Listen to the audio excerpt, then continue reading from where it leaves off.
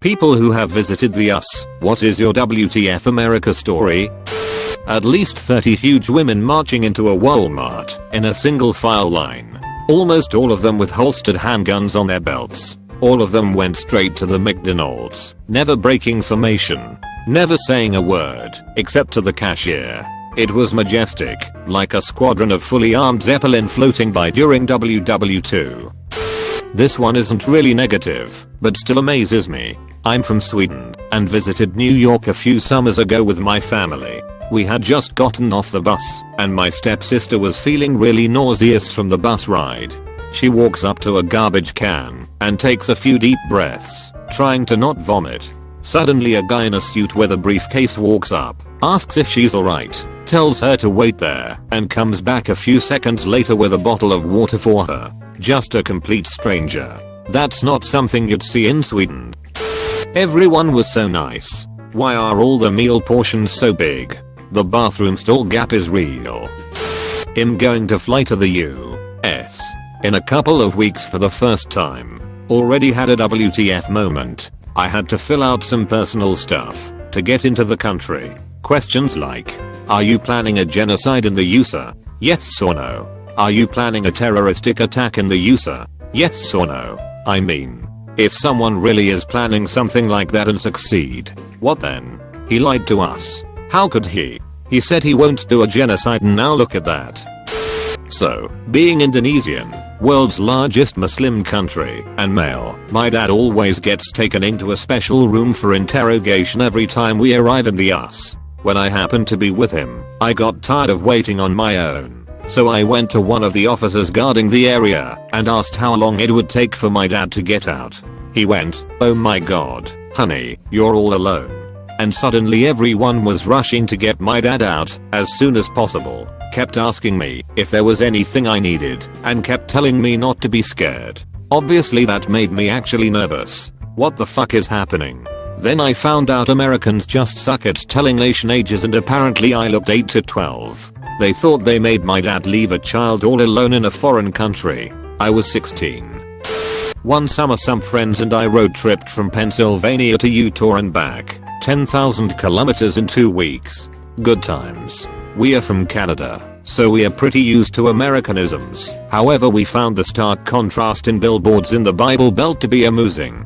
Every couple clicks it alternated between Jesus saves, confess your sins, and XXX girls girls girls, next exit. Seeing scripture on the back of transport trucks was pretty bizarre too. And the aggressive preachers on the radio. And the giant 50-foot crosses, plural. I mean, it's called the Bible Belt for a reason, but I didn't really appreciate the scope until I was there. Mine was on the flight home.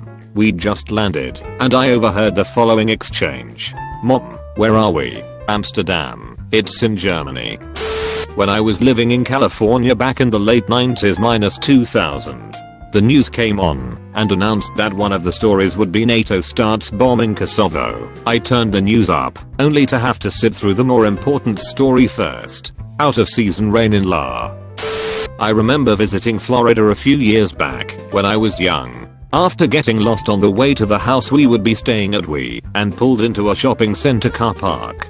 My father flagged down a sheriff driving a Ford pickup with a crew cab and began to ask him for directions. The cop was sitting next to our minivan, with the huge V8 still running and shaking the floor under us. My dad said, "Thanks for pulling over, we're a bit lost." And he said in a thick southern accent, "No problem, sir." My dad looked back and noticed there was about 4 cars sitting behind the cop, not moving or honking their horns or anything. And my dad said, "Do you want to pull over so you aren't in the way of the cars?" And he just said, "No sir." I'll always remember that. It may not be a funny story, but the calmness of the held up traffic and the totally straight face and demeanor of the sheriff was one of my first experiences of America, and one I will always remember.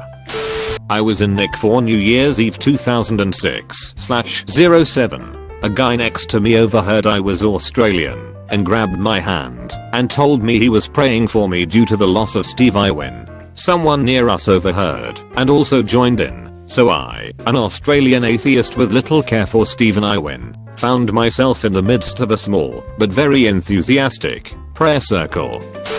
I went to the US this summer to work for my uncle's company in La for 8 weeks. I'm currently studying at university in the UK. I decided to fly up to San Francisco to visit my cousin for the weekend and flew from LAX. After my return flight I was about to exit the LAX American terminal when all the police around me got their guns out and started shouting about a shooter at the airport. Chaos erupted around me with people everywhere throwing their suitcases to the floor and screaming.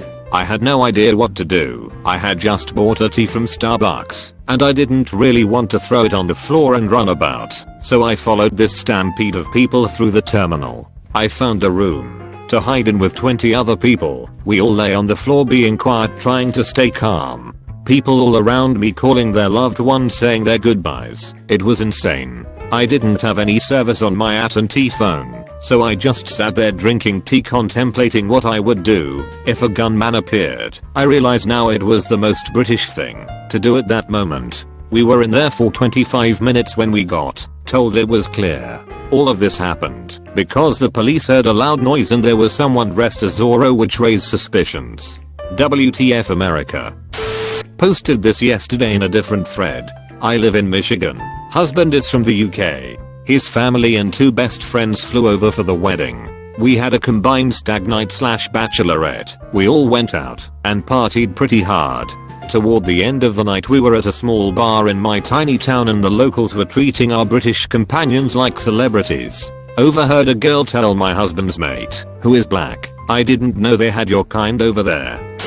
At SeaWorld I got out of the way to let a person in a motorized scooter behind me see into the tank. They got up then and walked forward and took my place against the glass. I was really confused. I didn't understand that some non-paralyzed people choose to use motorized scooters. I have yet to see this in any other country. Moved to the US with my family in the mid-90s and started high school my junior year. Back home in Norway I had played basketball for a few years, enjoyed it and thought I'd try out for the school team, thinking it would be like home. Practice once or twice a week for an hour and a game against Dan for school once in a while. Yeah, not so much. Quickly realized sports is a huge deal in the US.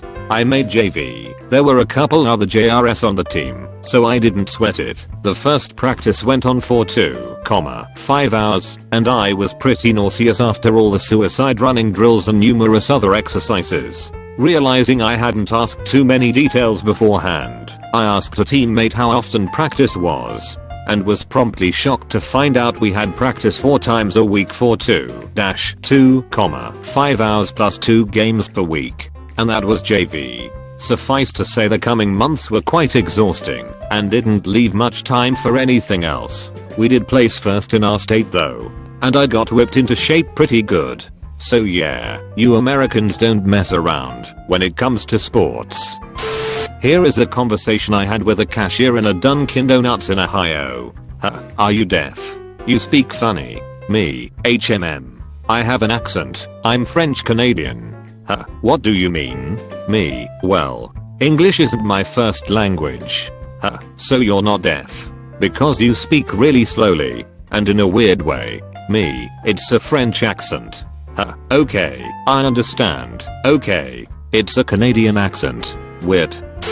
Have a few. I lived in the Midwest as a kid, but I'm Australian. I had a woman who genuinely thought we took a bridge to get to America from Australia. I had a teacher who would not let me into the classroom in the morning unless I said a dingo stole my baby. I was in grade 2 and had no clue what it meant. This same teacher would make me recite the Pledge of Allegiance. My sister showed up on the first day of school to find the discipline corner was Australia, with a badly drawn map that didn't include Tasmania, because that was where the convicts go. And lastly, the many people, children and adults, asking me if we rode kangaroos. My dad lives in America, and I visited him for the first time in 10 years last September. First thing he did was take me to the local police gun range, where I was taught how to fire a fully automatic assault rifle, a semi-automatic rifle, and a variety of pistols. They didn't even know my name, and they put a gun in my hands and told me to shoot at a target. Best fucking day ever. Back in the 90s I was in San Francisco. In Australia I had never seen a beggar, but there were heaps of them in San Francisco. Anyway, I was walking around and this beggar comes up to me shaking his can full of coins in my face. He never said a word, just shook his can in my face. So I said to him, "No thanks mate. I've got enough coins of my own." He gave me a look of WTF. That is my WTF America story. Walking into a supermarket and seeing the endless cereal lanes and the amount you can choose from blew my mind. Also, when I was working in a camp over a summer, I was devastated to see that the people who ran the place would actually choose to use throwaway dishes, cups, and cutleries instead of normal ones. I don't know if that's typical, but it sure hurt my eco-protecting side to see all the waste just one day would generate. Had a good time though. One summer when we visited some friends out in Tennessee and we're eating fresh deer he'd shot that afternoon off his BBQ, drinking beer and sharing differences in culture, at which point out of nowhere he pulls out a pellet gun and shoots a squirrel from the top of a phone line. He then proceeded to cut, wash, clean and cook the squirrel. Tasted like chicken. American are unreasonably nice. Road trip 15 years ago, car breaks down on the freeway. 3 cars stop. One guy fixes my car, one guy orders and subsequently pays for the part to fix the car, and third guy, his brother-in-law delivers it. All in about 30 minutes. Then we all go out for dinner and buy me and my buddy dinner. The guy who fixed our car emails his cousins in Colorado, and week later we are having dinner and staying the night at their place. I hear WTF stories about America, but when I think of any of my WTF America stories, I have had nothing but amazing experiences. Very boring one. The menu board at the cashier of a coffee shop said a black coffee costs $2.85. I got my change ready, and when I ordered it the total came up to something like $3.1x. I was taken very aback by that and asked the cashier, "That price is before tax, buddy. WTF is the point of having a price menu when it's inaccurate then?" Driving through town with an Aron Mile app to get some rounds for going out shooting in the woods. My country just this year allowed to buy folding knives that you can open with one hand after many years of complete ban. And yes, I ordered the one that I wanted since I was a kid despite not needing it. When we visited Las Vegas we shared hotel with a fat activist conference. One of the ladies argued with management about getting a floor level room since she could not fit into the elevator. I honestly didn't think people could be that size. Pleasantly surprised about beer quality though. You hear so many bad things about American beer. Should hold back on the sugar in the beers, like everything else.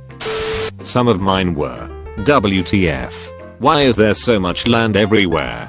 WTF. Why is everyone's house so big? WTF. Why are the roads so big? Explains why the cars are so big. WTF. Why is fuel, gas, so cheap? WTF. Why are strangers talking to me? WTF. Why is fruit so expensive? WTF. How can I get this much meat in a meal and it still cost less than $10? WTF. Why am I getting ID'd, carded, everywhere? WTF. No, to another person, I'm not Australian. I'm English, damn